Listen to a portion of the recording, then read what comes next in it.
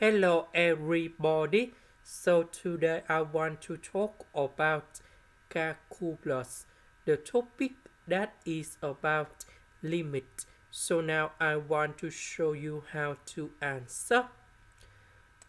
We need to find the limit of s approach to number 0 on the right. On the right, that is about the positive of number 0. That is about this one. So we can put number 0 gone here. And this one you got about 0 square. And we have 0.